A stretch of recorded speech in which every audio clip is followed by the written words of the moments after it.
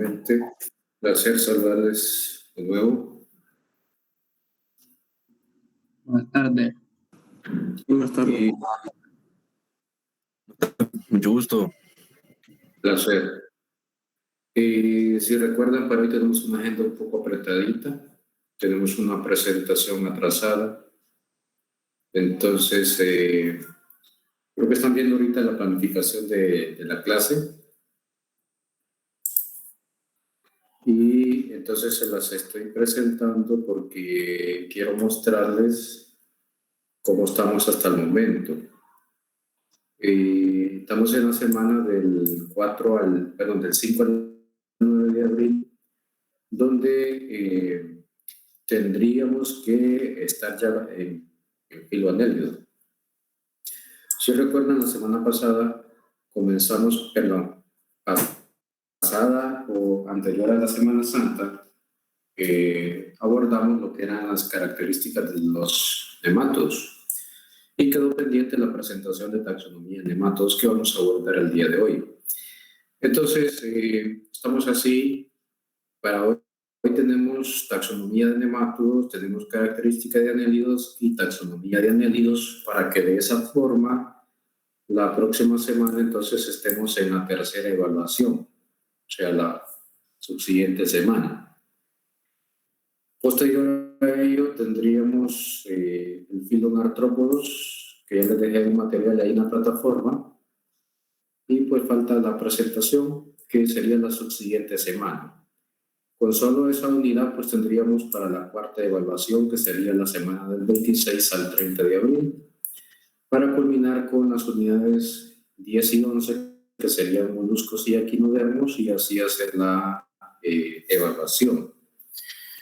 En base a eso, entonces quiero comentarles que el día que hagamos la cuarta evaluación y la quinta evaluación, vamos a tener, después del examen, las exposiciones del grupo 1, 2 y 3, el día 26 de abril. El día que hagamos la cuarta evaluación, vamos a tener las exposiciones de peces, anfibios y reptiles. Y el día que hagamos la quinta evaluación, haríamos exposiciones de aves y mamíferos, porque no tenemos otro espacio para hacer esas exposiciones. Y como la evaluación, pues, tomando en cuenta que nos pueda tomar una hora o media hora, entonces, después de esas evaluaciones haríamos las exposiciones. Otra opción a esas exposiciones sería un sábado, pero es un poco bastante complicado, entonces ahorita no lo planifico como tal. Entonces, eso es lo que quería comentarles con respecto a la planificación de la clase, ¿no? Entonces, para que estén ahí pendientes con respecto a las exposiciones. Bien, entonces, si no hubiera alguna consulta con respecto a eso, vamos a comenzar con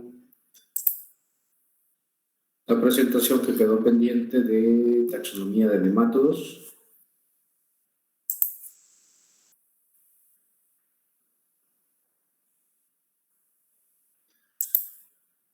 ¿Me copian? Sí. Sí. Bien, posterior a ello, entonces en cualquier momento les voy a interrumpir cuando termine la presentación para pasarles lista. Bueno, habíamos visto ya características de los nematodos y habíamos hablado que eran organismos con forma de gusano, o sea, con forma vermiforme, y que una de sus principales cualidades, a diferencia de los platelmintos, es que no son aplanados, sino que son cilíndricos. Y entre las características más destacadas, pues presentaban ya un aparato o una estructura similar a un aparato digestivo, con una boca y con un orificio caudal. Además que ya estos organismos claramente tienen un dimorfismo sexual, donde la hembra era un poco más grande que el macho, presentaba una estructura que diferenciaba claramente, y que en la parte anterior de lo que es la boca, algunos de ellos pueden presentar un estilete o que pueden presentar algunos ganchos. Bien, taxonómicamente hablando, en el caso de los nemátodos, aquí tienen una distribución ustedes de su clasificación según su ambiente y pues su comportamiento con respecto a sus hábitos parasitarios. De esa forma nos vamos a dar cuenta que a partir de las 80.000 especies o más que han sido descritas, cerca del 50% son considerados como marinos y de esas especies marinas la mayoría son ectoparásitos de algunos peces. También entonces vamos a encapsular esa división dentro de parásitos específicamente de animales terrestres y lógicamente los humanos. Vamos a hablar de un 15% de esas 80.000 especies, parásitos de vegetales, un 10%, y algunos organismos que se encuentran de forma de vida libre en el suelo y en el agua dulce, aproximadamente un 25%. Si recordamos las características de estos organismos, la mayoría de ellos están relacionados a un huésped, o sea, básicamente la mayoría son parásitos o endoparásitos según su especialidad, pero unos pocos pueden encontrarse de forma libre en determinados ambientes. Bueno, según sus preferencias tróficas o su consideración alimenticia, los nemátodos son clasificados como bacteriófagos cuando se especializan en el consumo de bacterias, fungívoros cuando su alimento principal son los hongos, principalmente las hifas, depredadores cuando tienen predilección por otros organismos, omnívoros cuando su campo de su diversidad para el consumo de algunos organismos es muy variado, muy amplio, y específicamente cuando prefieren a los vegetales se les conoce como fitófagos. Vamos a ver algunos ejemplos. Por ejemplo, en estas características o estas imágenes, yo he colocado lo más puntual porque en el caso de los bacteriófagos el tamaño no es un indicativo, pero sí lo que les coloqué aquí en el párrafo de estas estructuras que suelen desarrollar en la parte anterior que parecen ganchos, se parecen mucho a las tenias. Entonces es una boca bastante amplia que le permite poder engullir, poder introducir las bacterias a su tracto digestivo y poderlas sostener a través de estas estructuras que funcionan como sujetadores. En el caso de los fungívoros, se especializan en hongos.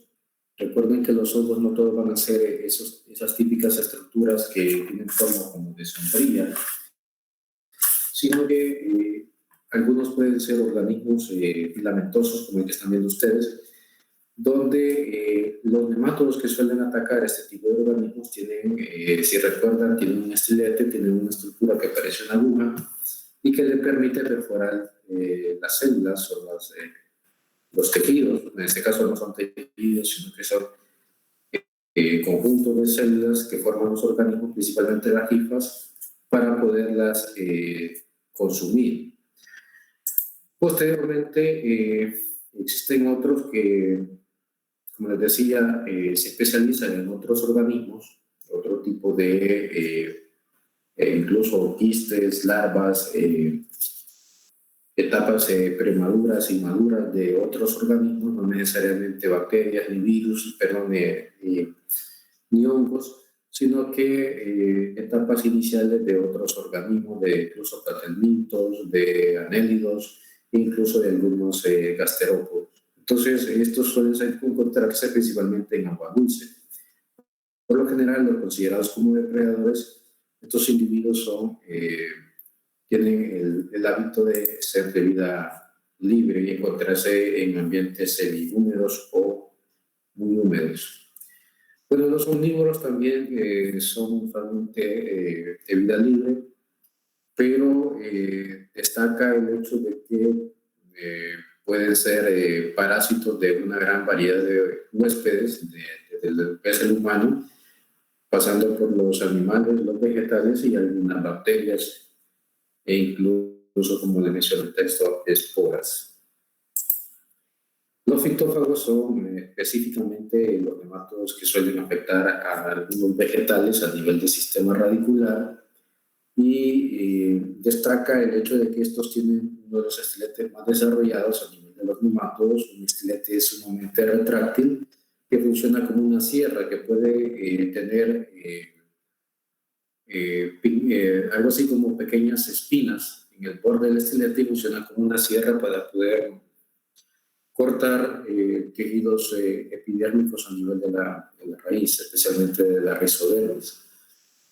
Y en cuanto a los daños, el caso de los fitófagos destacan usualmente la destrucción celular, que es la necrosis, la hipertrofia y la hiperplasia, básicamente lo que forman las agallas o los nódulos en las raíces de las plantas. Específicamente en el caso de los tubérculos se suelen formar hiperplasias bastante considerables, que las mirábamos en las imágenes de la presentación anterior. Y pues también a nivel de vegetales se puede dar daños indirectos con la transmisión de algunos virus, algunos priones que desencadenan otras enfermedades en las plantas. De acuerdo al individuo que parasita, pues según los dos reinos principales, el reino animal se conoce como zooparásitos, fitoparásitos los vegetales y los de vida libre, algo que ya lo había mencionado. En el caso de lo que suele parasitar a los animales, una de sus principales características, como pueden apreciar en las imágenes, es que ya comienza a desarrollar premandíbulas, y lo que aparentan ser como dientes, bueno, de hecho ya son estructuras fijadoras similares a las que tenía la tenia, que le permiten sujetarse a distintas estructuras, principalmente actuando como endoparásitos, o sea, internamente, en organismos superiores, como lo vamos a ver un poquito más adelante, a nivel de mamíferos y algunos, incluso algunas aves. Los nematodos también pueden realizar el zooparasitismo del tipo saprófago, donde pueden infectar algunos organismos ya prácticamente han muerto o que producto de la infección mueren, y se alimentan de las vísceras, de todos los tejidos internos del huésped. Como pueden ver en la imagen, nematodos saliendo de una oruga, de una polilla, lo que comúnmente conocemos como gallina ciega. Ese es uno de los mecanismos de control biológico que se ejerce sobre la gallina ciega en determinados puntos específicos. Cuando se suele utilizar el nematodo adecuado, resulta con muy buenos resultados como control biológico de la gallina ciega. Entonces, ese es uno de los hábitos comunes en algunos nematodos. También puede haber una alternancia de huésped, donde algunos nematodos pueden infectar inicialmente algunas plantas y posteriormente algunos vegetales, o viceversa. Entonces, en la etapa larvaria puede infectar a uno de ellos, y en la etapa adulta pueden infectar al otro. Incluso aquí coloqué a Helicobacterus, que es uno de los más comunes, que suele afectar usualmente a un buen grupo de las moscas comunes. En el caso de los fitoparásitos, cabe destacar, además de su adaptación, que es el estilete, que son muy selectivos para poder escoger los vasos de floema. Algunos de ellos no suelen producir lesiones sobre xilema, sino que sobre floema, porque saben dónde está la glucosa, y entonces, por lógica, si ellos suelen intersectar vasos de xilema, lo que van a absorber es prácticamente agua y sales minerales, pero si ellos suelen intersectar los vasos de floema, están recibiendo savia elaborada. En la imagen de la derecha observan algunos huevecillos, algunas cápsulas que van a dar origen a otros nemátodos. Dicho sea de paso que algunos suelos específicos como los francolimosos y los arcilosos tienden a favorecer al desarrollo de los nemátodos y que por ende, si suelos como esos suelen favorecer a la multiplicación, a la reproducción elevada de estos organismos, entonces son suelos que va a requerir de ciertas medidas para poderlos controlar. De lo contrario, se va a tener grandes pérdidas en los cultivos, porque las plantas afectadas por nematodos no se desarrollan ni mucho menos llegan ni siquiera a la floración. Buena parte de sus fluidos son consumidos por estos organismos. De vida libre, pues se aprecian, como ustedes lo pueden ver ahí, organismos que pueden estar inmersos en ambientes de descomposición, o sea, saprófagos, materia orgánica en descomposición, en humedales, en lagos, en charcos, así como pueden ver ustedes las lombrices, se pueden ver nematodos. Lógicamente que los nematodos son microscópicos, muchos de ellos no se pueden ver a simple vista y a veces entran en contacto con nosotros sin que los podamos ver tan fácilmente. Por su morfología han destacado dos clases.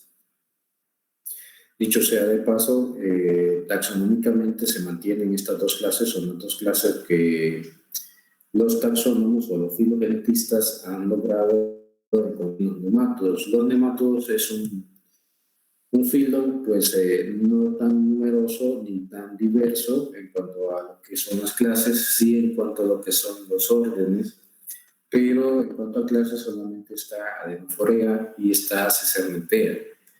Y pues de ahí se desglosan una serie de subclases, órdenes, familias, pero en sí el grupo no es tan diverso, pero sí de importancia, específicamente para el caso de ustedes como ingenieros agrónomos, sí reviste mucha importancia el grupo porque a nivel de animales y de plantas representan un daño muy particular de su impacto sobre ambos grupos.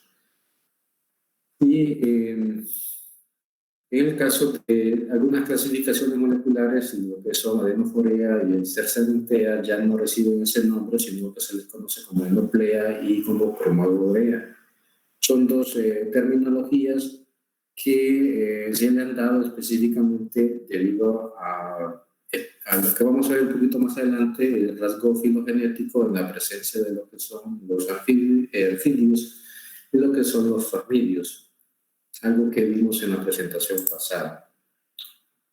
Aquí está un ejemplo de lo que suele suceder en raíces altamente infestadas por nemátodos a nivel de tejidos vasculares, produciendo hiperplasias o hipertrofias en el caso de algunos tubérculos con desarrollo bastante abultado de las estructuras vegetales.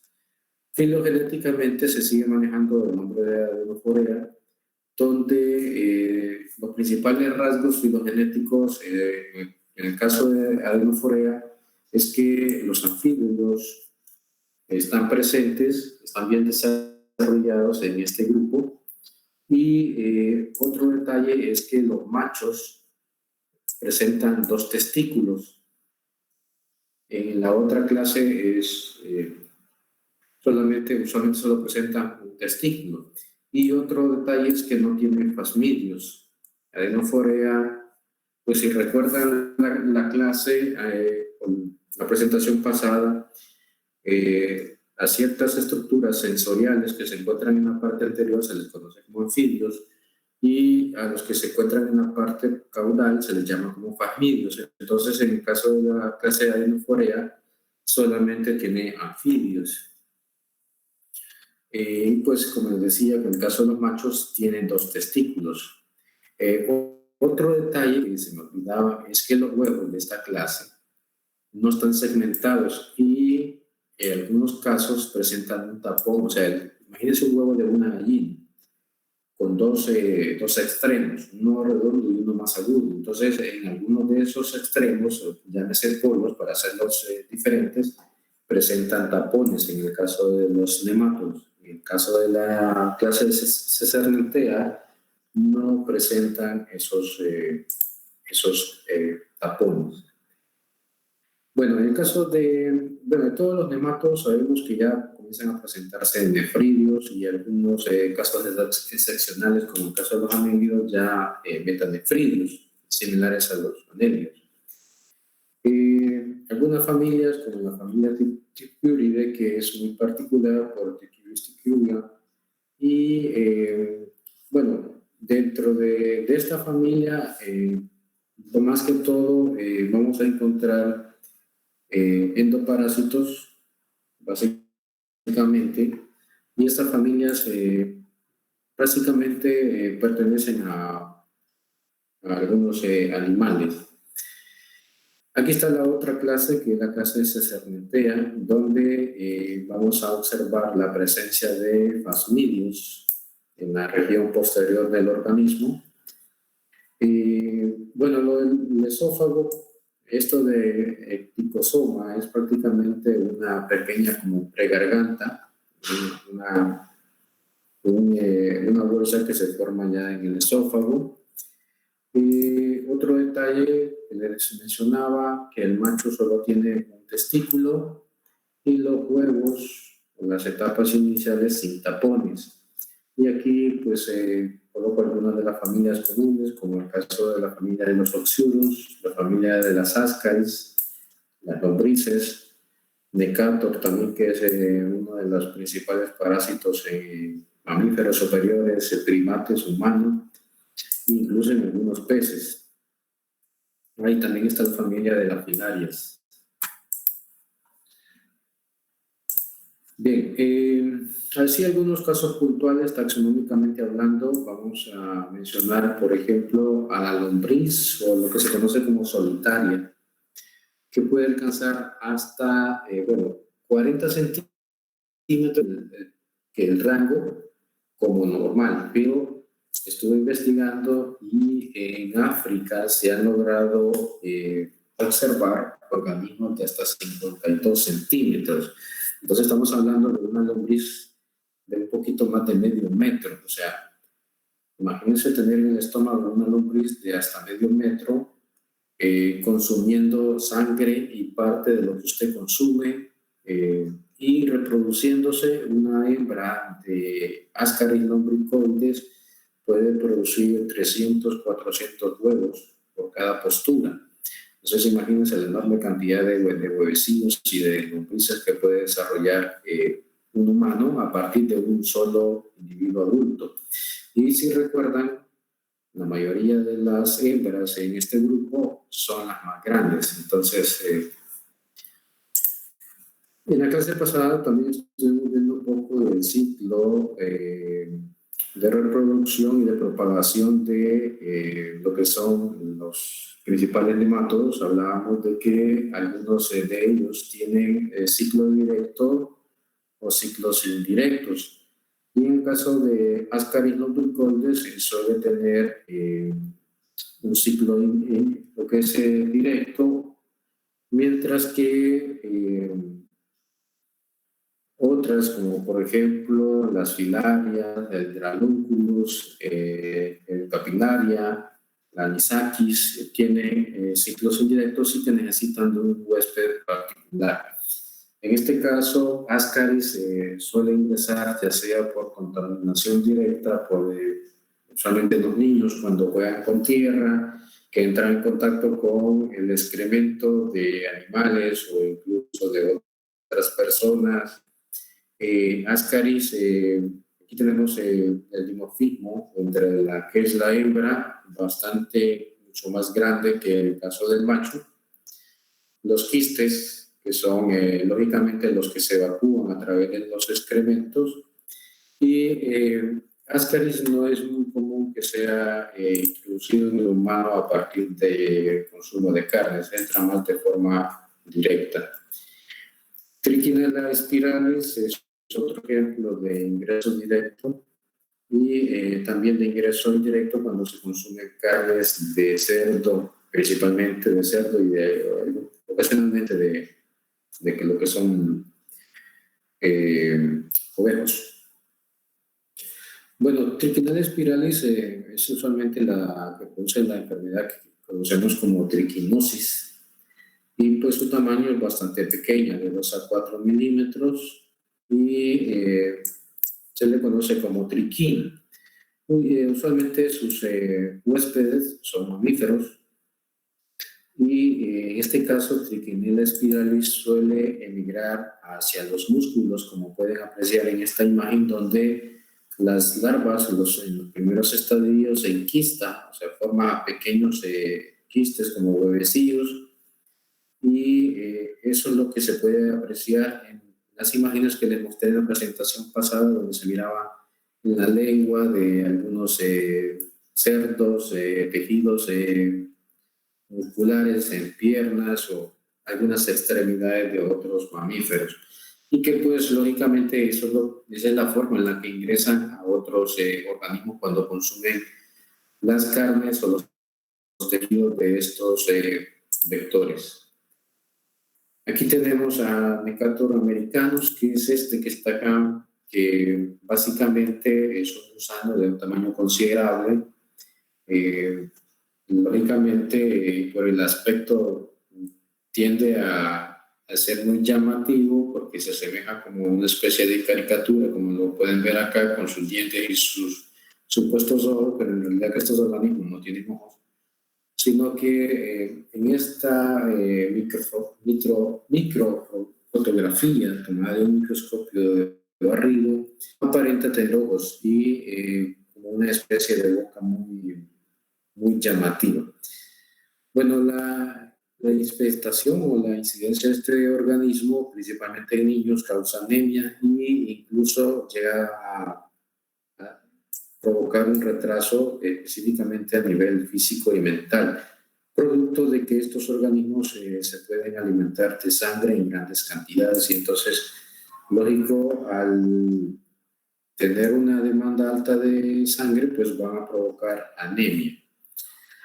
Bien, las filarias suelen producir esta anomalía, en el caso específico de Bulgaria Barcopti, que suele producir la famosa elefantiasis, que es una hiperplasia a nivel de mamíferos.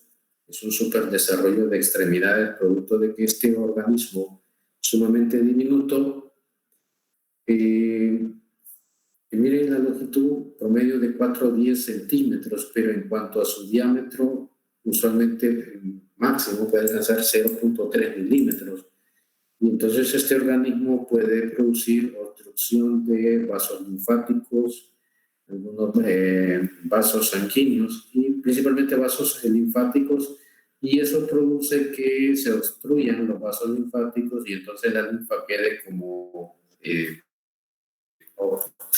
atrapada en estas extremidades, y esas extremidades se hipertrofien o se desarrollen más de lo normal. Usualmente la filaria o Burkitt puede ingresar a través de picadas de mosquitos, picadas de algunos chinches, y pues básicamente que ese es su vector. Aquí tenemos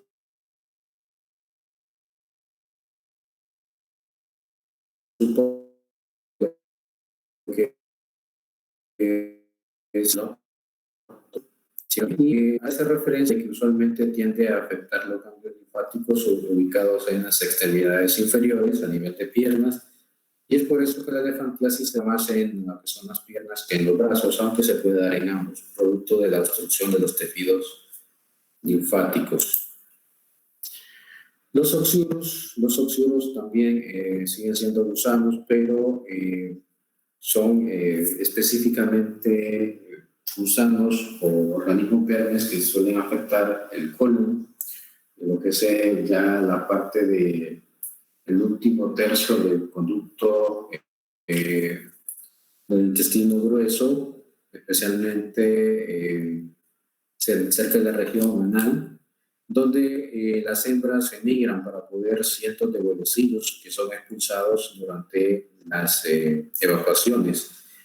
En el caso de los oxuros, una de sus principales características es que suelen producir ciertas enfermedades, como por ejemplo pueden incidir sobre la apendicitis, infecciones perineales, la peritonitis, la salpingitis, la vulvitis y en el caso de los oxuros, cuando están en su etapa inicial, suelen ser enquistados como huevecillos.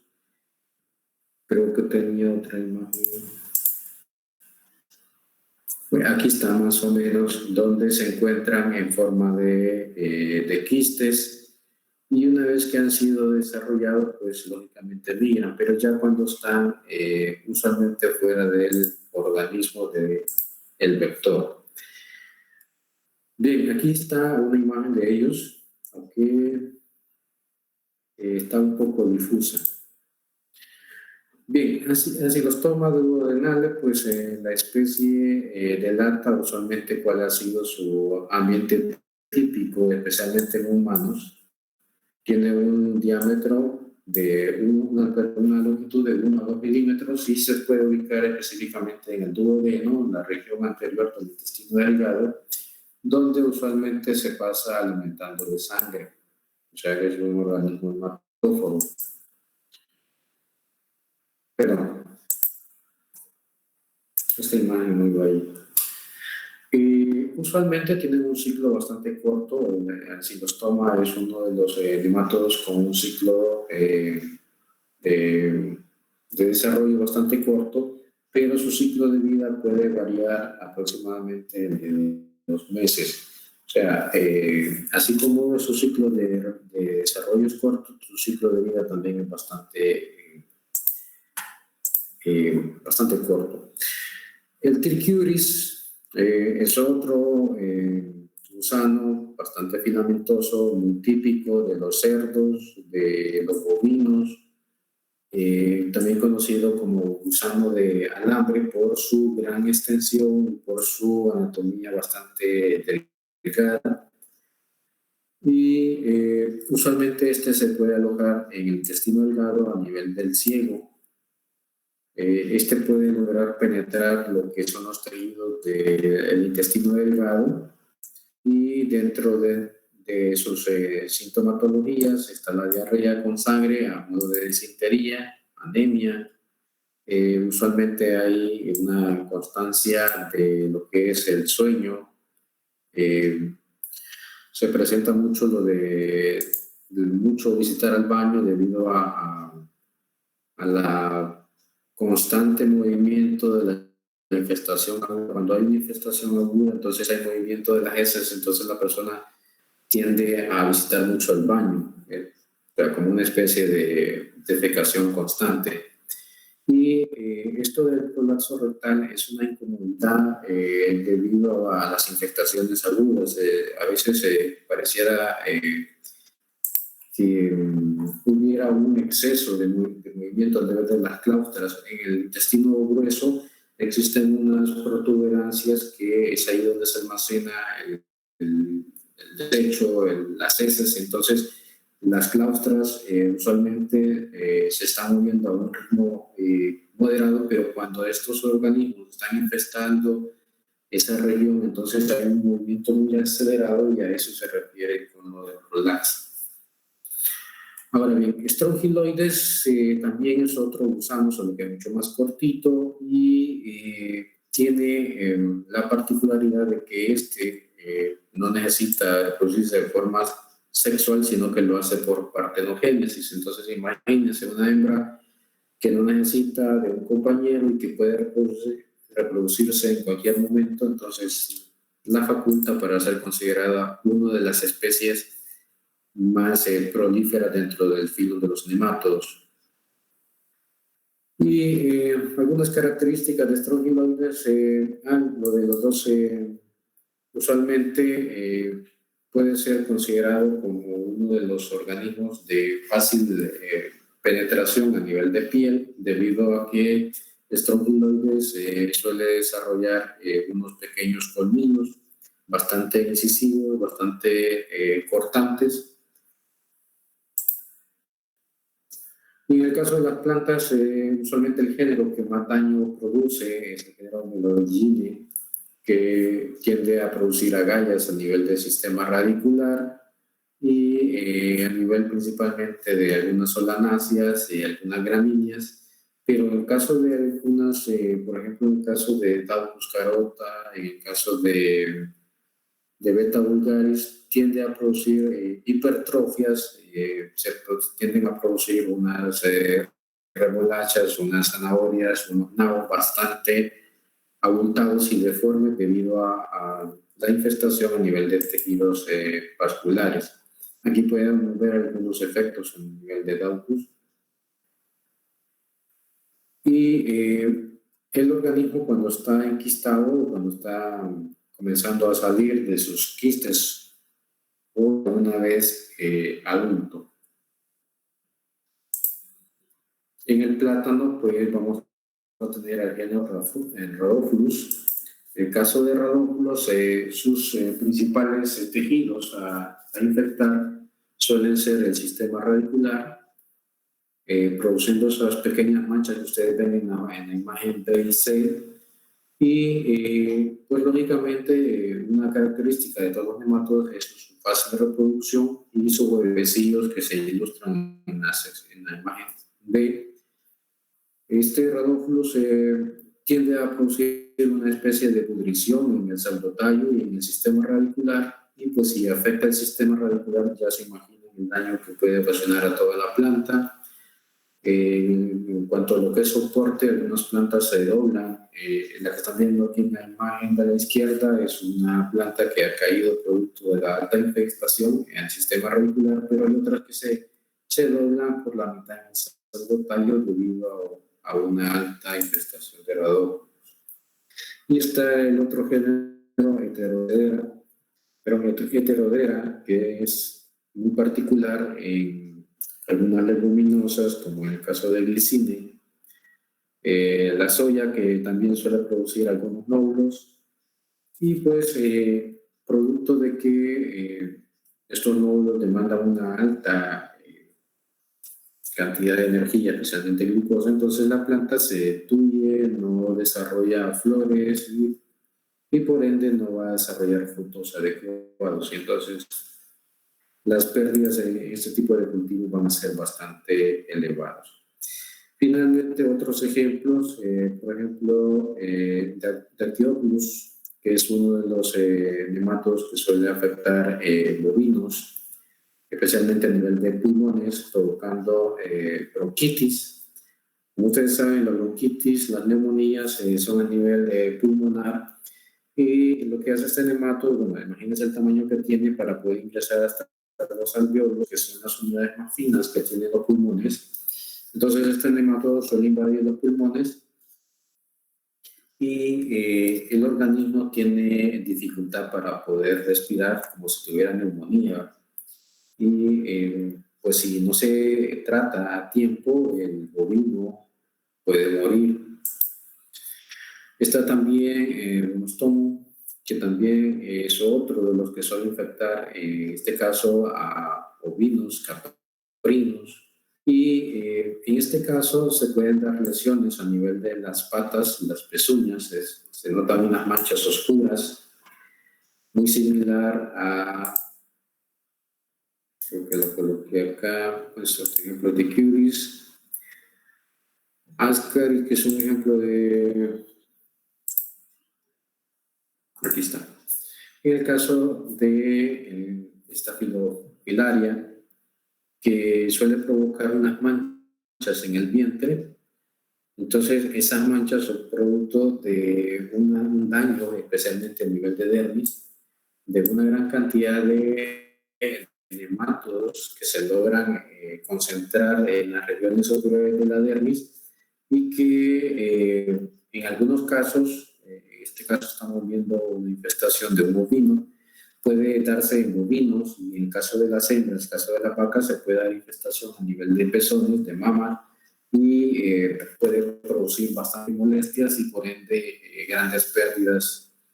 Y en este caso de estanofilaria, como decía, las filarias, sus vectores usualmente son chinches o moscas y en algunos casos mosquitos. Entonces se dan infestaciones bastante aceleradas, bastante agresivas. Miren, en el caso de la ubre de esta vaca, una infestación bastante grosera a cierto punto y por ende con bastante incidencia sobre la producción de leche.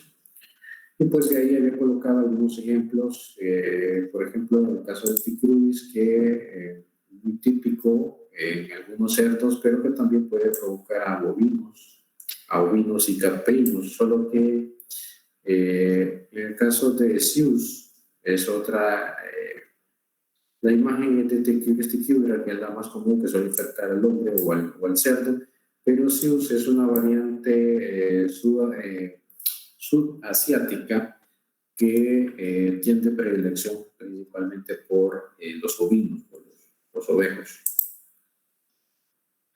Bueno, esa es la presentación así rápida y de nematos. ¿Alguna consulta?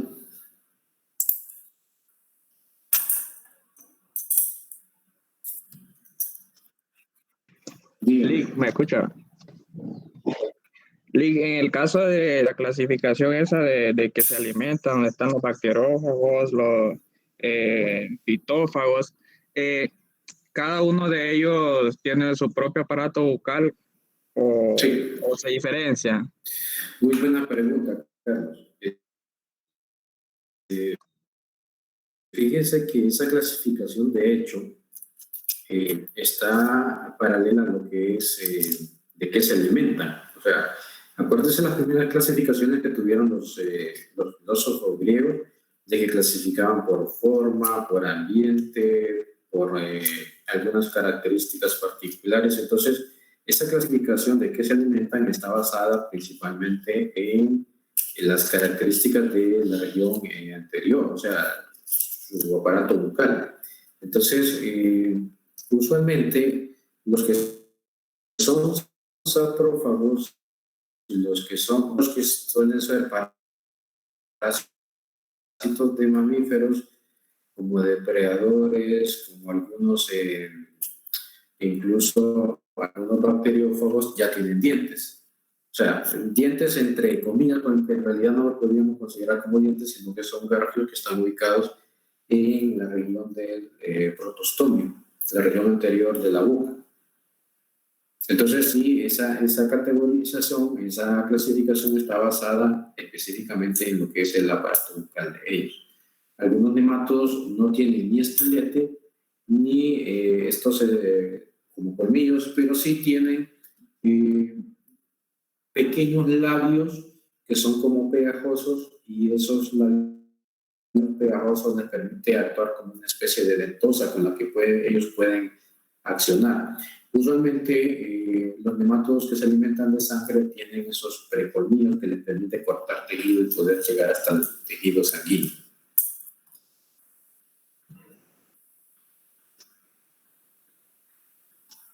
¿Alguien más?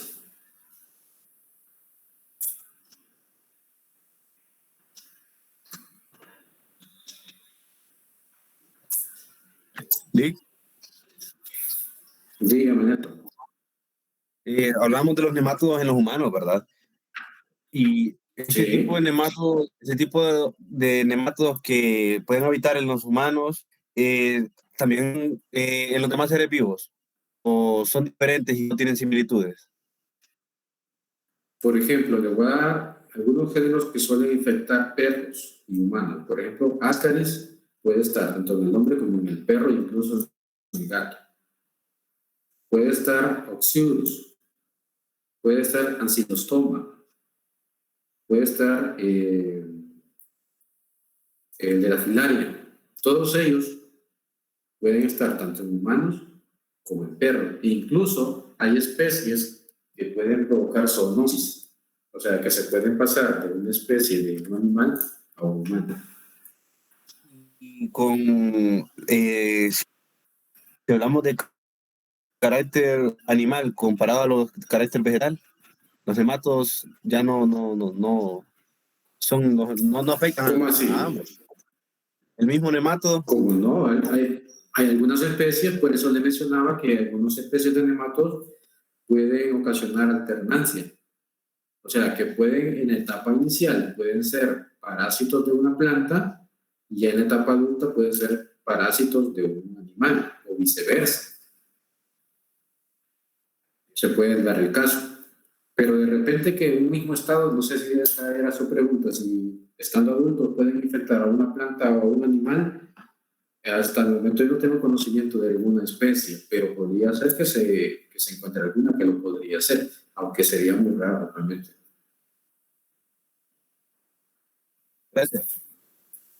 Ok. ¿Alguien más?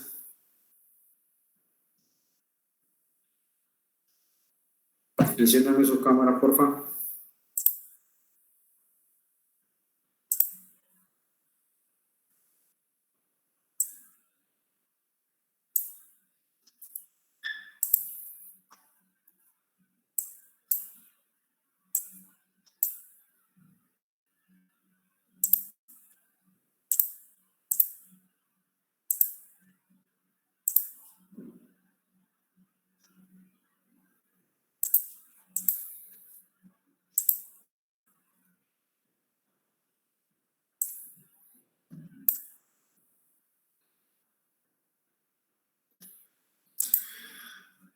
Ok, entonces voy a pasar lista.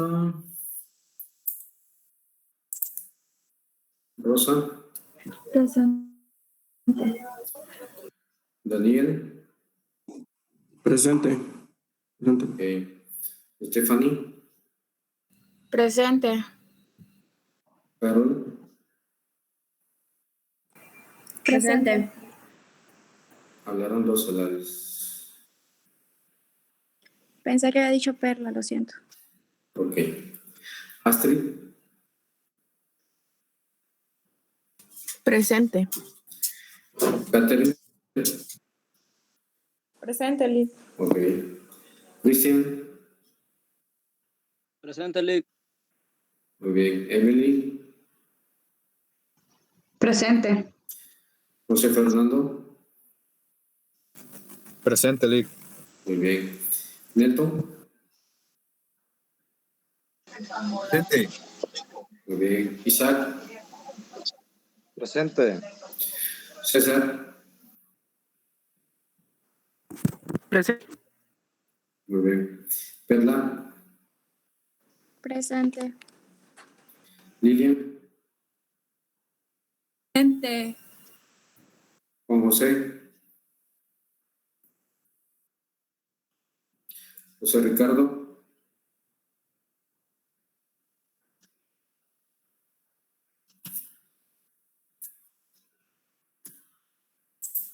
Ángel, Presente. José Daniel, Presente. Francisco Javier, Presente. Cristian Eduardo, Presente. Carlos Alberto, Presente, Lick. González Natán, Presente, Lick. Miguel Iván, José Mario, Presente, Lick. Henry Teodoro, Presente. Jonathan Daniel, Presente, Lick. Carlos Gallardo, Presente, Lick. Oscar Andrés, Presente, Lick. Andy, Presente, Lick. Fausto, Presente. Daniela.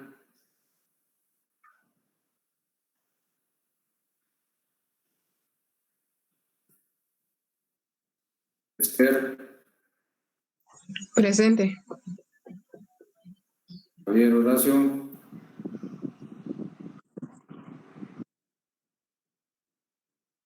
Presente. Anthony. Presente.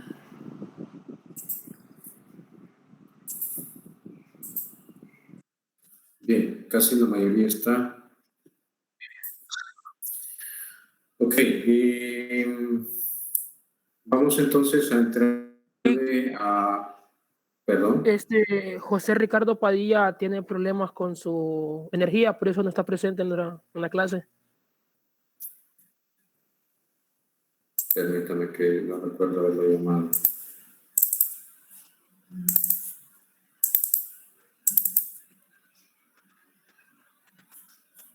La niña quiere haber puesto la X. Ok, vamos a ver. Bien, ¿alguien más? No. Ok, vamos a entrarle entonces a los anélidos. Otros gusanos. Solo que estos ya tienen otra particularidad. Siguiendo con los gusanos, hemos visto gusanos planos, después los gusanos cilíndricos, y ahora nos vamos a otro tipo de gusanos, solo que a estos se les conoce como gusanos anillados.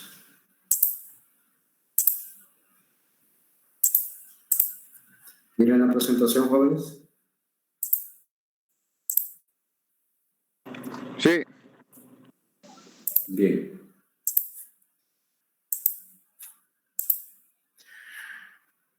Ok. Como les decía, el término anélidos hace referencia a una característica muy particular de estos gusanos, que desde el orden taxonómico pues resultan ser mucho más chiquitos, mucho más pequeños, en el sentido de la diversidad que los nemátodos. Los anélidos, llamados así en honor al prefijo anelum, del latín, que significa anillos, debido a que su cuerpo está segmentado y en algunos de ellos, no sé si alcanzan a ver las imágenes en las inferiores, miren cómo son gusanos cilíndricos hasta cierto punto, pero son cilíndricos formados por pedacitos. En una lombriz de tierra se ve muy bien, en una sanguijuela se ven muy bien los segmentos, igual en los poliquetos, pero en los poliquetos a veces es como más disimulado. Vamos a hablar de las características principalmente anatómicas y fisiológicas de este organismo o estos organismos. Dentro de los anélidos, pues el organismo que más sobresalta son las lombrices de tierra. Y entonces, por eso las imágenes de características, la mayoría son de lombrices de tierra. Primero, cabe destacar que estos organismos, su cuerpo está dividido en tres partes. Bueno, aparte de que tienen simetría bilateral y son triblásticos, acuérdense que significa que tienen tres capas germinales del endodermo, mesodermo y ectodermo. Estos ya tienen su cuerpo segmentado en tres regiones, una parte anterior, una parte media y un caudal. Entonces, en el caso de los anélidos reciben usualmente el prefijo de protostomados o protostomos porque ya tienden a tener una clara evidencia de una boca. Entonces, de ahí el término protostomos. A nivel de segmentos, o sea, de la mayoría del cuerpo es lo que se conoce como metastoma, o sea, la mitad, la parte media del cuerpo, donde están todos los anillos. Eso es lo que se conoce como mesostoma. Y la región caudal donde se encuentra el ano se llama epigidio. Usualmente en la región de la boca también vamos a encontrar el término epigidio, pero en el caso de la región anal se utiliza más el término epigidio. En los oligoquetos y en los hidrodínicos, que son dos grupos de los anélidos, en el mesostoma vamos a encontrar una región glandular con una especie de abultamiento a continuación de lo que es la región precefálica o la región cefálica, y posterior a la ubicación de donde se encuentran todos los corazones de la de tierra y específicamente de la sanguijuela, vamos a encontrar este abultamiento que se llama clítelo, que está relacionado con la reproducción. Características globales del grupo. Este grupo ya presenta, acuérdense que en los nematodos teníamos ganglios cerebrales, pero ya en los anélidos vamos a encontrar pares de ganglios cerebrales, o sea, en conjunto forman una masa de ganglios, usualmente son 8, algunos como los oligoquetos, pero los poliquetos solo tienen 6, y en los oligoquetos y los hidrodínicos usualmente son 8. Vamos a encontrar algunos apéndices visuales, o sea, lo que aparentemente ya es el inicio de la formación de los ojos. Ya son organismos completamente celomados, o sea, ya no son pseudocelomados o celomados, y ya existe una cefalización. Este término fue introducido en la Edad Media por los naturalistas que querían hacer énfasis a la existencia ya de una formación de una cabeza. O sea, cefa significa cabeza, entonces a eso se refiere. El celoma es una de sus principales características y que los hace totalmente diferentes de los nemátodos y de los platelmintos. El mesodermo ya ha formado un revestimiento en todas las estructuras que han sido desarrolladas a partir del endodermo. Acuérdense que el celoma es sencillamente una cavidad que se ha formado a partir del mesodermo, al que usualmente se le conoce como peritoneo. Entonces, esa es una de las características fundamentales de los organismos celomados y en este caso en particular de los anélidos. La cefalización, pues, como decía, es ya una región, específicamente en la parte anterior, cercana a la boca, o posterior a la boca, donde ya se comienza a centralizar lo que son los ganglios cerebrales o ganglios nerviosos, y vamos a encontrar vasos sanguíneos que le hacen de corazones. En el caso de los oligoquetos, usualmente suelen ser pares también o anillos, como lo pueden ver en este diagrama. Algunos anillos que van a envolver al esófago, que es otra característica, a diferencia de los nematodos, cuando se comenzaba a observar ya un esófago, pero ya en los anélidos el esófago es mucho más desarrollado y aún más destacan 3 zonas más. La faringe, un buche, una molleja, que son prácticamente bóvedas para predigerir el alimento. Tanto la molleja como el buche, ya en organismos superiores como las aves y algunos reptiles, es un solo compartimento, pero los anélidos forman 2 cámaras. Es como que el estómago estuviera formado por 3 cámaras, además del buche, la molleja y el intestino. Entonces, son como las cámaras que se presentan en unos rumiantes.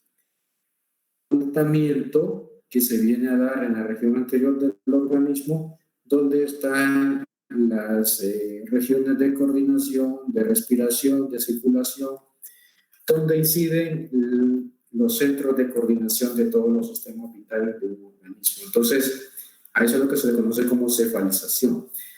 Aquí quiero destacar lo siguiente. Aquí se destaca el protostomio, que viene siendo el labio.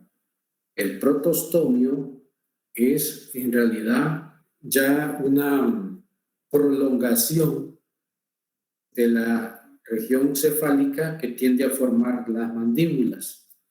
En los organismos superiores, el protostomio se evidencia como mandíbula superior y mandíbula inferior, de las cuales pues surgen las piezas dentales. En estos organismos menos evolucionados se le conoce como protostomio a ese pliegue que tiende a formar como un labio. En otros diagramas se destaca como protostomio al primer anillo, que forma un anélido, y al segundo anillo se le llama peristomio. Entonces, parte de la taxonomía de los anélidos, al primero protostomio y al segundo peristomio. Aquí tenemos un poco de lo que es el clítelo, que está posterior a lo que es el estómago o a lo que es el intestino, que es solamente como una especie de anillo ensanchado, engrosado, donde las gónadas tienen una alta incidencia en los anélidos. Entonces, entiéndase por cefalización a un centro o una región donde la mayoría de los sistemas tienen sus piezas fundamentales, sus estructuras fundamentales o de mayor desarrollo. En un diagrama lateral vamos a podernos dar cuenta que ya se comienza a estructurar un verdadero sistema digestivo con una boca que, aunque no tiene dientes, no tiene piezas para poder triturar el alimento, sí ya tiene pequeñas cámaras que le permite colectar el alimento, pasarlo a una cámara de predigestión, que es la faringe, y posteriormente el esófago, hasta pasar a lo que vendría siendo el estómago en los organismos superiores, que es el buche y la molleja, y el intestino, que es la zona donde se va a absorber la mayor cantidad de nutrientes, y posteriormente el ano, que sería el orificio donde se evacúan los desechos. Entonces, este es otro de las características puntuales de los anillos. Otra sería, en el diagrama aparece nombrado como un cerebro, pero como ustedes pueden apreciar, no es una masa similar a los cerebros de organismos superiores como los cordados, sino que es un centro donde existen los famosos ganglios cerebrales, y como les decía, en algunos son 8, en otros son 6, pero que son los centros donde se coordina todo en acciones de estímulo, de respuesta, de coordinación motriz, e incluso la coordinación reproductiva. Todos ellos están en esta zona que se conoce como los ganglios cerebrales, y que pues por ende están relacionados al sistema nervioso. Hay que hacer notar que en todo el trayecto o toda la longitud del organismo existe un cordón nervioso que va desde lo que es los ganglios hasta la región caudal, y que en el caso de los oligoquetos y de los hirudinios va en la región ventral, en algunos poliquetos va en la región superior. O sea, en vez de ir abajo, va por la parte superior. El sistema circulatorio, pues lógicamente ya comienzan a presentar una especie de, no de sangre, pero es como una hemolinfa. Y también tienen un sistema celomático. Bueno, el sistema circulatorio no es propiamente un fluido sanguíneo, ya comienzan a presentar algunos unas células similares a los glóbulos rojos, y por eso se puede apreciar un poco como de color rojo en las lombrices cuando uno las parte. Y eso se debe a la presencia de hemoglobina. Algunos lombrices, algunos sanguijuelas ya tienen hemoglobina, que le facilita un intercambio de oxígeno, porque en el caso de estos organismos, al no tener pulmones, su sistema respiratorio o su intercambio gaseoso puede ser cutáneo y en algunos casos se da a partir de branquias, aunque no lo crean. En algunos de ellos ya comienzan a presentar branquias, pero es más particularmente de los poliquetos. Esto del sistema celomático es una de las razones del por qué las lombrices de tierra se pueden reproducir de forma partenogenética, fragmentativa, o sea que se pueden cortar a la mitad y que la otra mitad pueda generar la otra mitad o el otro segmento. Ese líquido celomático es un fluido que le permite al organismo poder desarrollar segmentos o parte de su cuerpo con suma facilidad, eso debido a que está irrigado con unas enorme cantidad de células totipotenciales y que puede restaurar tejidos o hasta cierto punto células específicas. Entonces, eso es una de las razones del por qué una lombriz se puede partir a la mitad y fácilmente puede regenerar su otra mitad. Ahora bien, ¿cómo puede una lombriz regenerar una región anterior faltante? Bueno, resulta que en ese líquido celomático se encuentran células capaces de poder desarrollar toda la región que ustedes están viendo ahí. Si a una lombriz le arrancamos todos esos segmentos que ustedes están viendo de los corazones, de los ganglios cerebrales, la boca, ese tejido celomático tiene la capacidad de regenerar todo eso que están viendo ustedes gracias a que esas células se pueden transformar en todas esas estructuras o en todos esos tejidos. Era parte de la pregunta que me decía, creo que era César en la clase pasada. Y con respecto a la respiración que les decía, que en la mayoría de ellos es cutánea, o sea, a través de la piel, donde puede haber una difusión de oxígeno y dióxido de carbono a través de la piel, porque los vasos de ese sistema pueden estar prácticamente muy cercanas a la epidermis del organismo y pueden intercambiar el dióxido de carbono con el oxígeno. Y la respiración branquial, como le mencionaba, que es muy típica en los peces, se puede dar en algunos poliquetos, o sea, organismos. Los poliquetos son más que todo marinos y son sedentarios, o sea, son organismos que están posados sobre ciertas estructuras en el fondo del mar.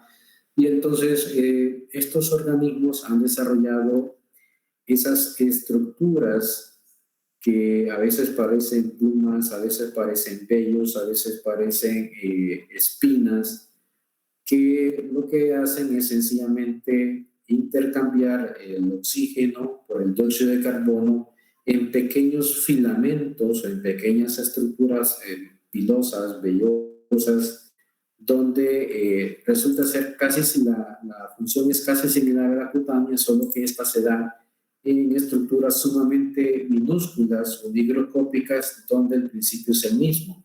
Aquí pueden apreciar donde el oxígeno ingresa a través de una cutícula, una epidermis muy delgada, y el dióxido de carbono abandona para poder ser intercambiado con el oxígeno. El principio es el mismo, solo que se da en estructuras especializadas donde los vasos, llámese arterias y venas, son mucho más especializadas con respecto a lo que es la respiración cutánea, donde los vasos son parte de un sistema cerrado. En el caso de las branquias, ya comienzan a haber vasos coordinadores. En el caso de los peces hay un corazón, en el caso de los crustáceos ya hay un precorazón, y pues no digamos en los anfibios, donde ya hay un corazón bien desarrollado. En el caso de los mulos y los anfibios, son vasos que funcionan como corazones que tienden a impregnar una presión, un sentido de movimiento en el tejido sanguíneo. Ahora bien, su reproducción, en el caso de los anélidos, se reproducen de forma sexual y asexual. La reproducción sexual resulta que los anélidos, la mayoría de ellos son hermafroditas, entonces producen ambos gametos, pero no tienden mucho a la autofecundación, sino que tiene que haber fecundación cruzada, como la que están viendo ustedes en la imagen, donde un individuo le hace de macho y el otro le hace de hembra, pero al tener fecundación cruzada pueden intercambiar ambos gametos a la vez. Y en la ilustración se les puede ahí observar parte de lo que es ese ciclo, donde existe el intercambio de gametos masculinos y femeninos. Cada uno de ellos tiene un espacio que funciona como un oviducto, que vendría siendo como lo que es el útero, donde se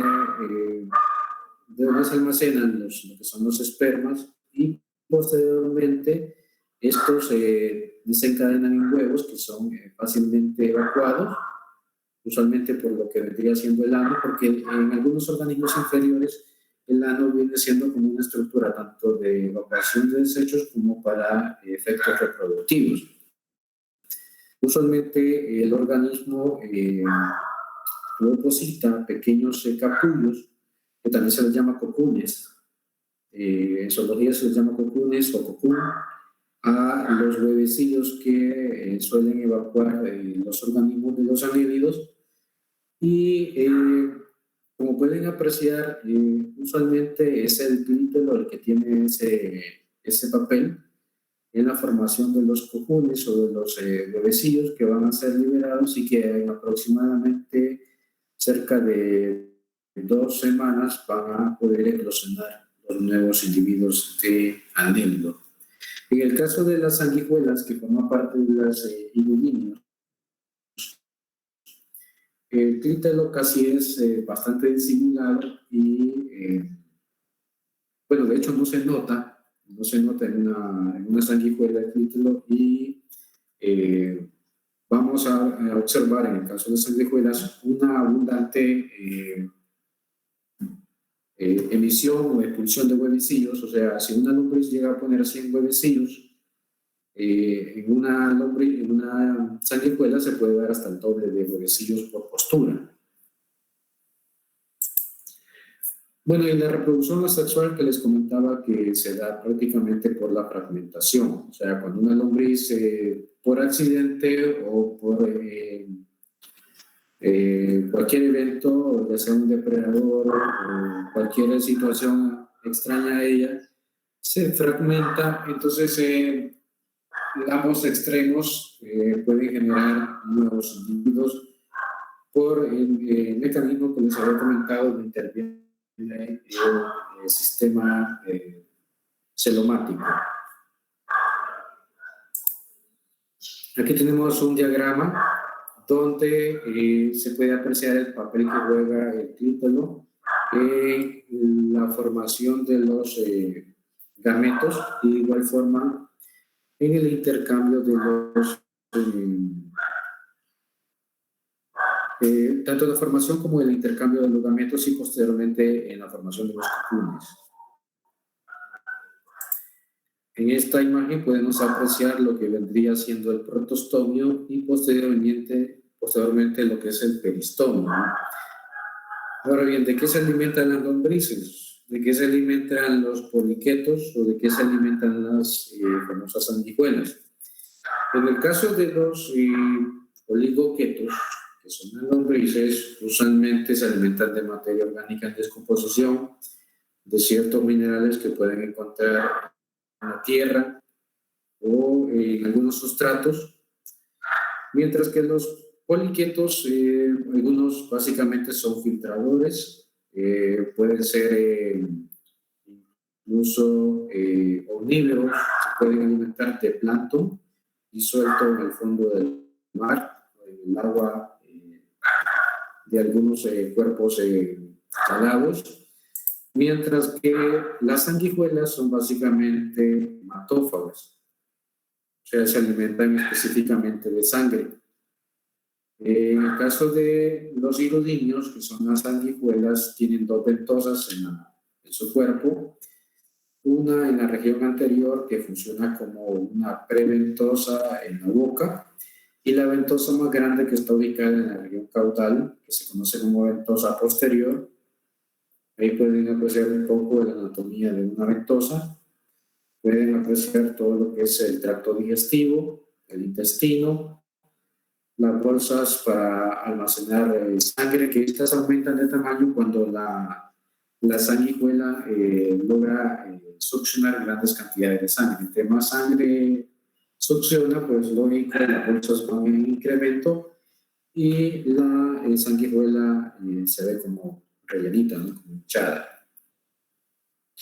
Otro detalle es que las sanguijuelas tienen dos dientes que le permiten poder cortar el tejido para poder llegar hasta los vasos sanguíneos y tienen conductos salivales. Resulta que esos conductos salivales son muy característicos porque tienen una proteína que se llama hirudina o hirudinia. Esa proteína es un anticoagulante que impide que los vasos sanguíneos se cierren y que de esa forma ellos puedan contener siempre un vaso sanguíneo abierto y que puedan tener constante sangre para poderse alimentar.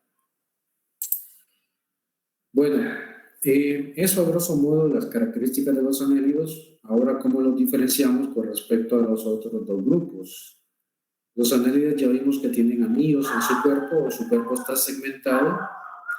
En cambio, los nemátodos son gusanos totalmente cilíndricos y los platelmintos son gusanos chatos. Entonces, hay tres diferencias puntuales a nivel de ellos. Ahora bien, los anélidos revisten mucha importancia fundamental para la agronomía porque como parte de la cadena trófica, ellos son usualmente detritívoros, son saprófagos, se alimentan de materia orgánica en descomposición y sus desechos pasan a formar parte de las capas ricas en nutrientes, porque buena parte de lo que ellos descomponen lo desechan y ellos no utilizan muchos de los nutrientes que sí las plantas pueden utilizar. Entonces juegan un papel fundamental también en la oxigenación de los suelos. Ustedes saben que hoy en día también en la lombricultura juega un papel fundamental en la formación de composta, de materiales de desecho que se pueden incorporar como bonos en algunos cultivos, donde elementos esenciales como NPK juegan un papel fundamental y que se pueden obtener bastando con poder proporcionarles un ambiente adecuado a las lombrices para que puedan descomponer materia orgánica que ha sido desecho en nuestras cocinas y que ellos nos harían el favor de descomponerla y transformarla prácticamente en abono, especialmente humus. Bueno, esos son los anélidos. ¿Preguntas? Lick, ¿me escucha? Perdón que se le escuchó entrecortado.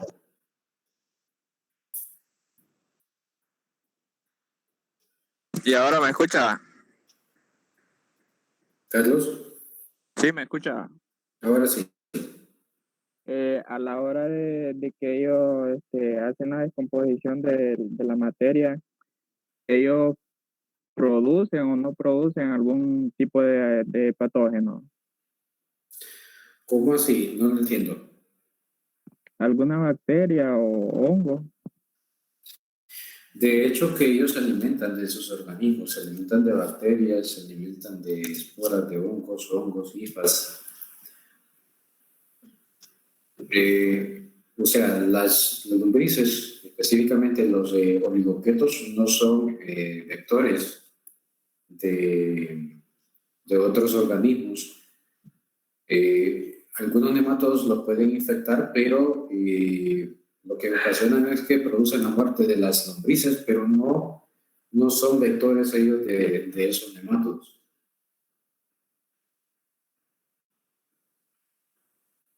No sé si me explico. Sí, lo entiendo. Ok, ¿alguien más?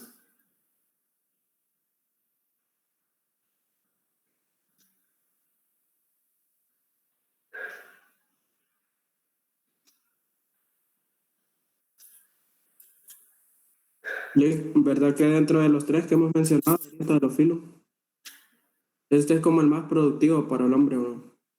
Sí, es el más productivo. Si los comparamos a los tres, los platelmintos para la agronomía, pues por lo general pasan desapercibidos. Los nemátodos resultan ser más perjudiciales que benéficos. Pueden ser benéficos si usted los estudia a fondo y algunas especies las puede utilizar como controladores biológicos. Pero los anélidos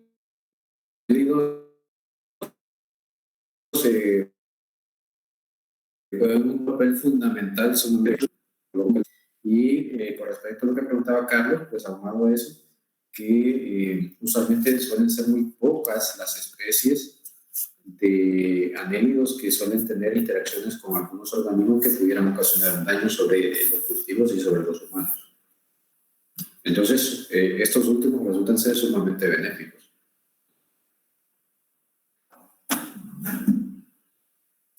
¿Alguien más tiene consultas?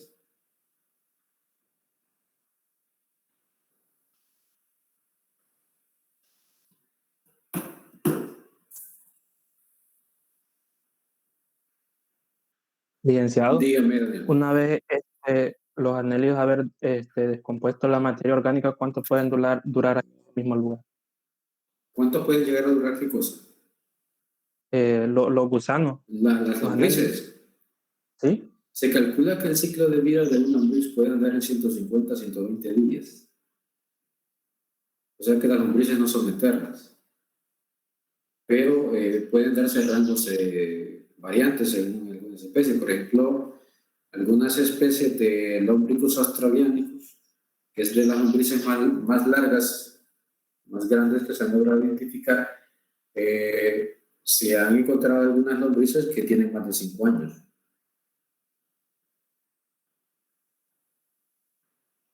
Pero tampoco es que van a durar más de 20 años. O sea, su ciclo de vida en realidad en los amigos no es tan largo. Otra característica que se me olvidó y creo que no la coloqué ahí, o de repente fue que se me pasó, es que los anélidos, en vez de nefridios, tienen metanefridios. Es otra categoría que le dan ya a las pequeñas aglomeraciones de enzimas pancreáticos que tienden a querer formar riñones. ¿Puede repetir, Lick, por favor? Se les llama metanefridios. Lo puedo escribir ahí en el chat.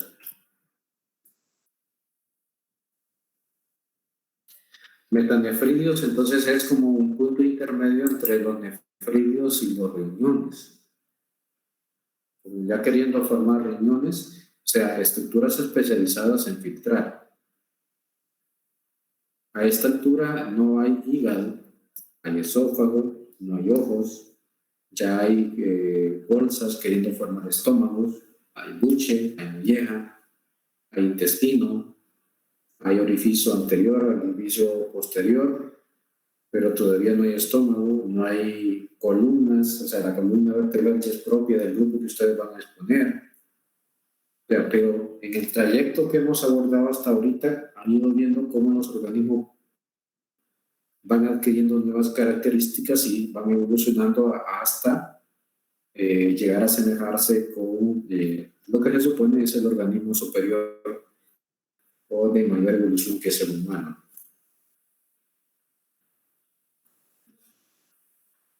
¿Preguntas?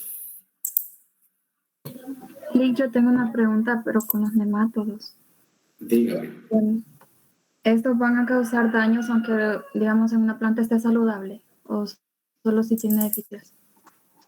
No, indistintamente si la planta, en el caso de los fitófagos, indistintamente de que la planta esté sana o esté enferma, ellos no son selectivos. Ellos pueden, si ellos encuentran que la planta puede suplir sus necesidades, como dice el dicho, no le andan buscando al lado. Pero preferiblemente ellos van a buscar plantas sanas. ¿Por qué? Porque son plantas que están en todo su apogeo de producción de glucosa. O sea, lo que ellos andan buscando lo van a encontrar más en un organismo sano. Pero en determinado momento ellos no van a ser tan selectivos. Entonces, ¿no hay algún tipo de control preventivo para los nematodos? Sí lo hay cuando usted hace análisis microbiológico del suelo.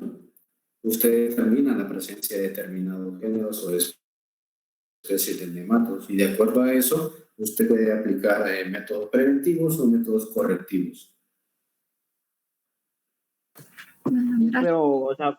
Pero verdad que controlar nematodos es bien difícil porque, vaya, por ejemplo, hay nematodos que uno se termina dando cuenta que está atacando la planta ya cuando está terminando su ciclo y ya el daño es irreversible. Pero eso se da, Oscar, en parte por lo que le estaba contestando a la compañera, de que usualmente en Honduras, en Estados Unidos, las técnicas de cultivo son un poco más dictadas a la prevención.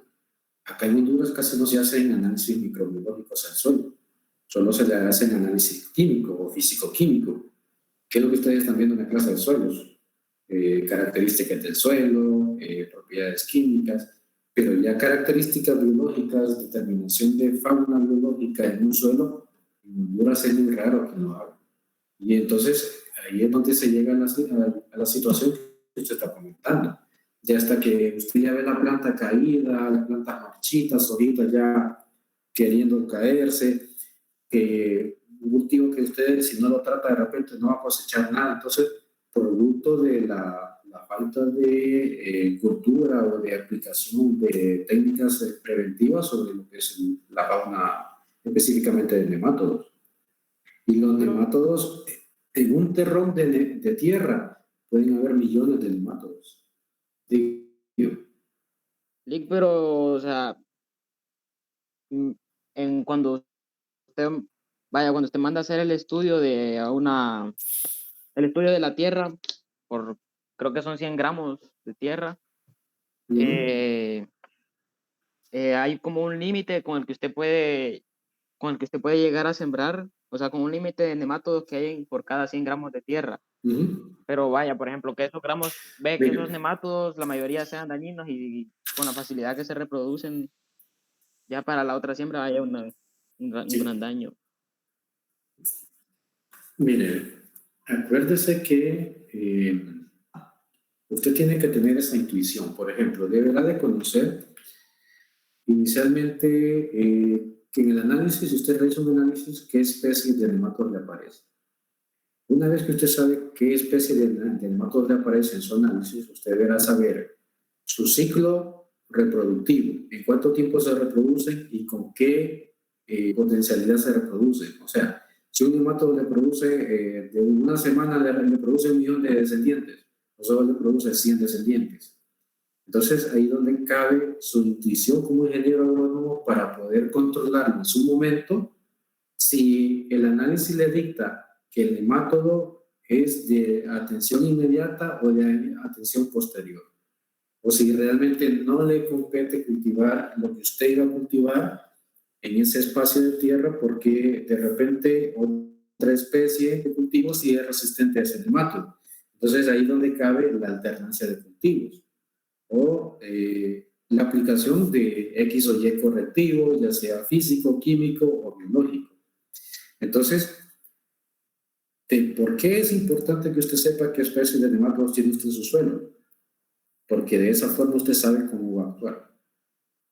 Si se da el rango propicio para poderlo manejar de forma inmediata o de forma posterior. Hay rangos que a usted le indican que por unidad de campo cuántos individuos de nematodos debe de tener o cuántos nematodos puede soportar su plantita, porque hay unas plantas que pueden resistir cierta cantidad de nematodos, incluso fructificar. Pero eso va de la especie de nematodo y de la especie de cultivo que usted vaya a tener. Ligue con el agua, vaya, por ejemplo, el nemato se supone que se desplaza por el agua, ¿va? No necesariamente, que el agua le facilita la locomoción, sí, pero no es que el agua sea una limitante para él. No, pues sí, pero o sea, si no hay agua, se mueve como muy poco. Sí. Y vaya, con el agua que viene del río, ¿cómo controlamos eso? Siempre es fundamental aplicar filtros.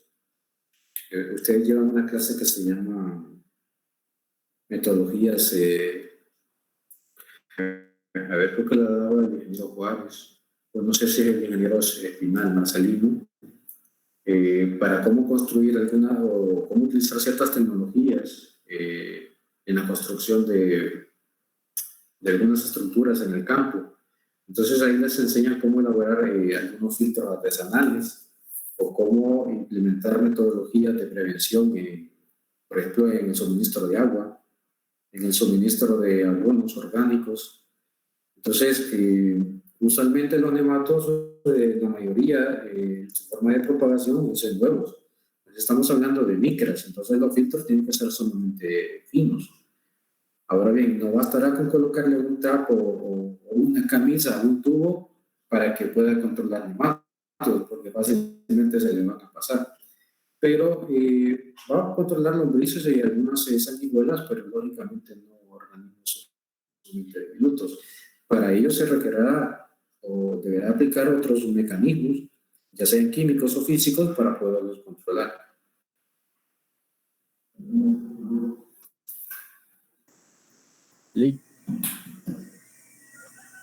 Dígame, Carlos. Pero, ¿verdad que hay unos hongos controladores de nematodos como el Metarrhizium y el Beauveria? Este es control biológico. Control biológico. Solo que, mire, el control biológico, de hecho que en Centroamérica quien más lo utiliza es Panamá y Costa Rica. Colombia. Porque para poder utilizar una especie como control biológico de otra que es dañina, hay que tener mucho conocimiento de la especie controladora, porque la especie controladora puede ser que le termine la especie dañina, pero después la especie controladora se vuelva dañina. Entonces, hay que tener sumo conocimiento del controlador. Entonces, no es algo de que solamente porque yo lo vi o me lo recomendaron, aparte de que usualmente los controladores biológicos lo venden de forma inactiva y no solo de por qué todo lo usa. No sé si me explico. Pero a veces se tienen que utilizar dependiendo del mercado. Sí, lógicamente que en determinado momento se tiene que usar y que su precio va a estar más disponible en determinado momento. Ustedes como futuros ingenieros sería bueno, de hecho que en la universidad yo solo he visto una tesis de un muchacho hace como en 2016, hace casi 5 años, un muchacho que trabajó con un controlador biológico en Beauveria baciana. Entonces,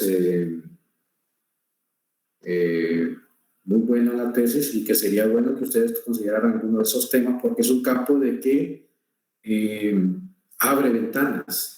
Son tesis que llaman la atención como parte de alternativas a ciertos cultivos y que lógicamente abren ventanas al financiamiento como tesis o como de investigación, así como para futuras maestrías.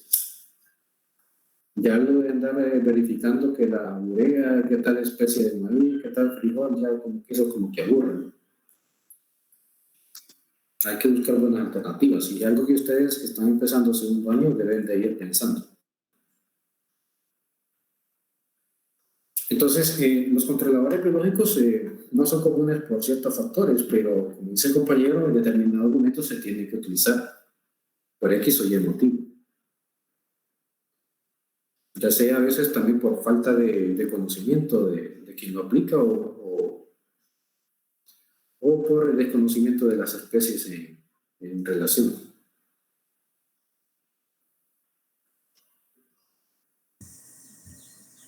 Carlos, dígame.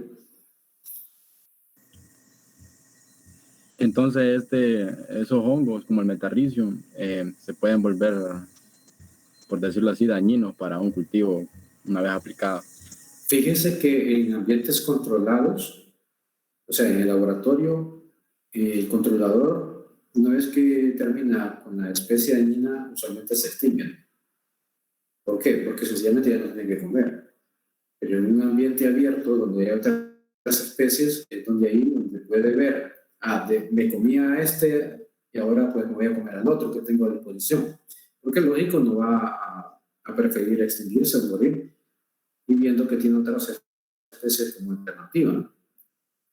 En espacios controlados como el laboratorio, el controlador se muere. Pero en espacios abiertos ve todas las opciones. Y puede cambiar de hábito alimenticio.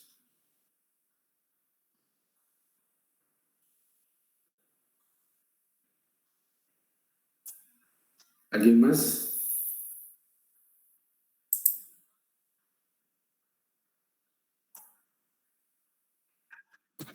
Lick, aquí en Honduras, ¿hay alguna compañía que se encargue de hacer solo lombrihumos?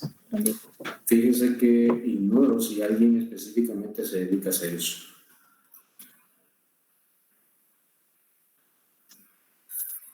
No conozco ninguna empresa que lo haga.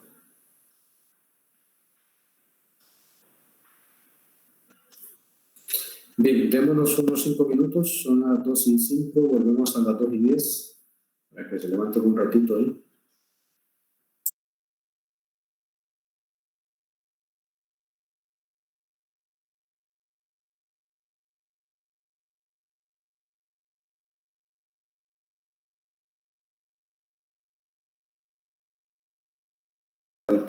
Áspera. Entonces, a eso es lo que se le conocen como ketos. Entonces, a los que tienen muchos ovarios por segmento, se les conoce como poliquetos, donde la mayoría son acuáticos, usualmente marinos, donde está el gusano que del género Nereis, el nombre científico, y un gusano marino muy popular que pertenece al grupo de los poliquetos. Esta es una clase que se le conoce como oligoquetos. Oligo significa pocos, o sea, pocos pelos, pocas quetas por unidad o por segmento. Algo que se me olvidó mencionarles es que usualmente los anelios se ven como organismos metámeros. Resulta que debido a la formación de muchos segmentos, entonces es que reciben ese nombre de metámeros. Entonces, dentro de los oligoquetos están los más comunes, las lombrices, todas las lombrices que ustedes conozcan, especialmente la lombriz de tierra, están dentro de este grupo que se conoce como oligoquetos. Y la clase Irudinia, que son gusanos que más se parecen a los platelmintos porque son chatos, que es donde están las sanguijuelas, pero a diferencia de los platelmintos es que las sanguijuelas tienen el cuerpo segmentado, como vimos en las imágenes anteriores. En esta podemos apreciar que la sanguijuela tiene el cuerpo dividido en anillos. Entonces, hasta cierto punto, una sanguijuela es como media chata cuando está adherida a su ventosa, ya sea su ventosa posterior o la ventosa anterior. A veces como que se ponen como chatos, entonces se asemeja mucho a un platelmito, pero cuando uno ya lo ve a través de una lupa o a través de un aumento mayor, puede darse cuenta de que tiene su cuerpo anillado, como segmentado. Entonces, esos son los irudiños, y lo que está acá es un poliqueto con una boca muy típica, pero no exactamente una boca, sino que se les conoce como cirros. Son como especies de prolongaciones tipo peine que le permiten poder filtrar en el fondo marino. Esos son los poliquetos y los típicos oligoquetos que serían las lombrices. Ok. Y en el caso de la clase poliqueta, características así fundamentales. Bueno, antes veamos tres subclases muy particulares de la clase de los poliquetos, que son la subclase aciculata, llamada así porque estos organismos, no sé si se va a ver, alcanzan a ver que tienen como unos piecitos, este gusano tiene como unos piecitos. A esos piecitos se les conoce como parapodios. Los parapodios son típicos de los poliquetos. De hecho, que casi solo los poliquetos tienen parapodios y de ellos salen las quetas. Entonces, en esos parapodios existen acículas, tal si fueran hojas de pino. Entonces son pequeñas vellosidades que se forman en estos gusanos y entonces por eso recibe el nombre de aciculata, esta subclase de los poliquetos. Esas acículas pues le permiten a estos gusanos tener una mayor locomoción. Al ser marinos se desplazan con mayor facilidad expandiendo esas acículas como si fuera un peine y como si fuera una especie de remo, ellos se pueden desplazar muy fácilmente sobre el fondo del mar. Y aquí están los que les mostraba que pertenecen a la clase Canalipata, que es una subclase muy característica de los poliquetos, porque tienen una especie de abanico en la región anterior. Estos son prácticamente gusanos totalmente sedentarios, están en el fondo del mar y con esos abanicos pues les permiten poder filtrar, tal como lo hicieran las anémonas, como lo hiciera de repente una hidra, ellos pueden filtrar en el fondo marino. Ahora bien, si uno tomara un organismo de esos y lo alara, se daría cuenta de que no es una anémona, sino que es un gusano que está pegado al sustrato. Y lo característico fuera que al levantar ese gusano nos diéramos cuenta que es un gusano cilíndrico segmentado. Estos son, de cierta forma, los gusanos más bonitos dentro del filón de los anélidos, porque esos abanicos en determinadas especies son de colores fucsias, son colores llamativos, son naranjas, algunos hasta metálicos. Entonces, eso los hace sumamente atractivos. E incluso se coleccionan para colocarlos en algunos acuarios. Mientras que la subclase Scrodécida ya tienden a ser más característicos, más típicos de los gusanos que representan a los anélidos. Algunos, como pueden ver, un poco deformes, gorditos, otros claramente se les observan los parapodios o las quetas, los vellitos que se le ven a los extremos, y pues estos se caracterizan porque son típicamente detritívoros y poseen un esófago reversible. ¿Qué significa eso? O sea que tienen buena parte de su tracto digestivo hasta lo que es el esófago, lo pueden prácticamente sacar de la boca, como si vomitara y parte de ese vómito y era prácticamente todo el conducto hasta el esófago. Lo pueden sacar como si fuera una lengua. Entonces, esa es una de las características que tienen estos organismos y que hasta cierto punto le permite poder capturar algunas presas que están en ambientes marinos. Ellos son más propios de algunos humedales, de los estuarios, de ambientes donde hay una buena cantidad de organismos microscópicos que uno puede capturar mediante este mecanismo. El término probóscide se refiere a una prolongación. Las probóscides pueden ser filiformes, pueden ser laminares, o sea, sencillamente una probóscide es una prolongación, en este caso como parte de lo que es el tracto digestivo, el conducto digestivo. Y aquí algunas imágenes de ellos. Como les decía, algunos son bastante regordetes. Ahí están sus nombres científicos. Casi no se ve felina. Ahí está. Vean que, aunque pareciera que fueran de textura lisa, ya cuando se amplían, se les puede apreciar que son segmentados. Y algunos su epidermis es casi transparente.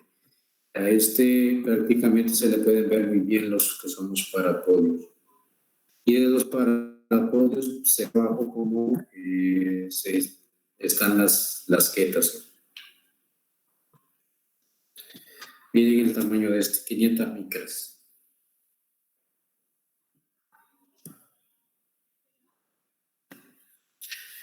Bien, el otro grupo, llamado de los oligoquetos, el más popular de los tres, pero taxonómicamente hablando son un poquito más extensos, pero solamente para que se dieran cuenta, no lo incluí en la presentación.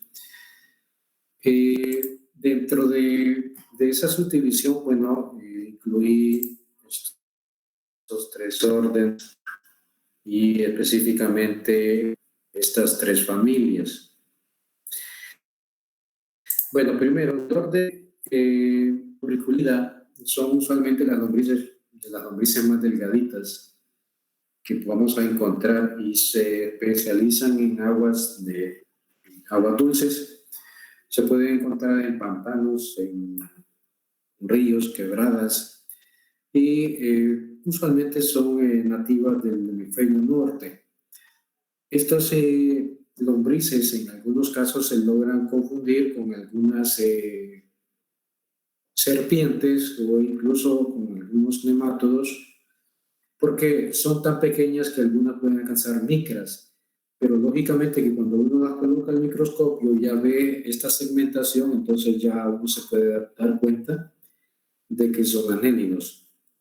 Ahora bien, algunos de ellos pueden dar o desarrollar una bifurcación como la que están viendo en la parte posterior y aparentan como que fueran dos, pero en realidad es una bifurcación de alguna principalmente en la época de producción. De Hexaplotaxida, que es uno de los órdenes, bueno, el orden más popular de los oligoquetos, cabe destacar estas tres familias, que son Megascolecidae, que es donde están las lombrices más grandes que se han logrado identificar, lombrices de hasta 33 centímetros de longitud.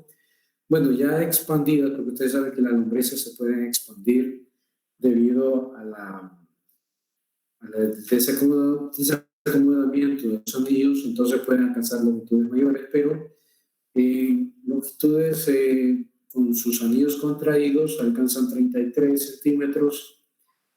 Y en el caso de las lombrices comunes que pertenecen a la familia de Lombricidae, ahí tienen a Lombricus terrestris, solo que agreguen ahí el género de Megascoli, que es el género de estas lombrices gigantes de Nueva Zelanda, Megascoli. Y Lombricus terrestris es la lombriz más común que existe, por lo menos en Neotrópico, en Centroamérica. Lombricus californiensis usualmente se utiliza para hacer composta. Este que está en la parte central Tubificidae es una de las lombrices adaptadas a ambientes sumergidos, o sea, puede estar sumergido en agua, principalmente agua dulce o en aguas salobres, o sea, mezcla de agua dulce y agua salada, y se puede ver como si fuera una especie de anémona o de un coral en el fondo, y pues en realidad son muchos organismos que están formando colonias.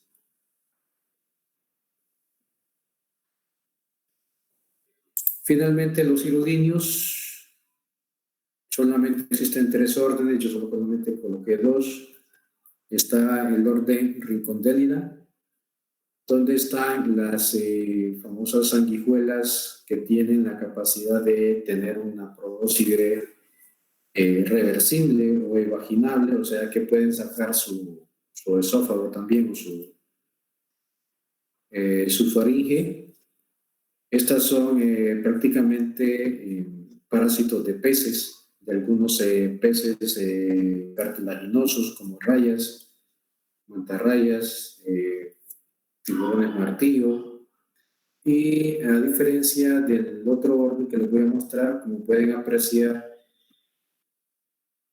tienen unas protuberancias dérmicas en cada uno de los segmentos que les permiten poder eliminar excesos de cloruro de sodio, las que son adaptadas a los ambientes muy salinos. Entonces, estas son pequeñas glándulas que le permiten eliminar el exceso de sal. Aquí está Cistobranquis, que es el género más típico de Rincondélida. Y dentro del orden de las Rincondélida, que es el otro orden común, está Hirudinus medicinalis, que es la sanguijuela común. Se le dio ese nombre a la especie porque en tiempos medievales la sanguijuela, ustedes habrán visto algunos documentales que se utilizaban como organismos que ayudaban a la coagulación y que podían eliminar tejidos dañados. A las personas que tenían heridas les ponían sanguijuelas para que éstas eliminaran sangre en coágulos, que eliminaran tejido que estaba necrótico, ya en descomposición. Y entonces era una práctica muy común la utilización de este tipo de organismos en la medieval. Entonces, por esto a esta especie le colocaron como Hirudinus medicinales.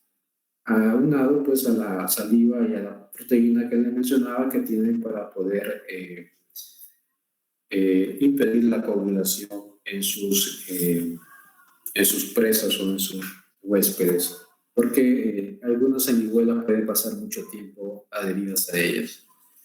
Entonces, las sanguijuelas pueden ser consideradas como ectoparásitos. Nuevamente, un poco de la anatomía de ellas, donde destaca lo que es la ventosa posterior, que en esta imagen pues vendría estando ubicada más o menos como por este espacio.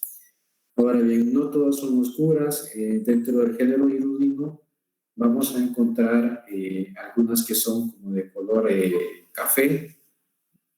No confundir a la sanguijuela con las babosas que están dentro de los moluscos, del grupo de los gasterópodos. Aquí no se tiende a confundir mucho las sanguijuelas con las babosas, que son organismos de filo totalmente diferentes. Tienen características similares, su cuerpo húmedo, vermiforme, pero en el caso de la sanguijuela su cuerpo está segmentado y en el caso de la babosa su cuerpo no lo está y ya tienen otras características que vamos a ver en la posterior presentación. Esa era la corta presentación de la taxonomía de los anélidos. Como les dije, es un grupo bastante pequeño taxonómicamente hablando, pero yo les voy a compartir un PDF que tengo de algunas de las especies del género Lombricus para que lo puedan tener ahí.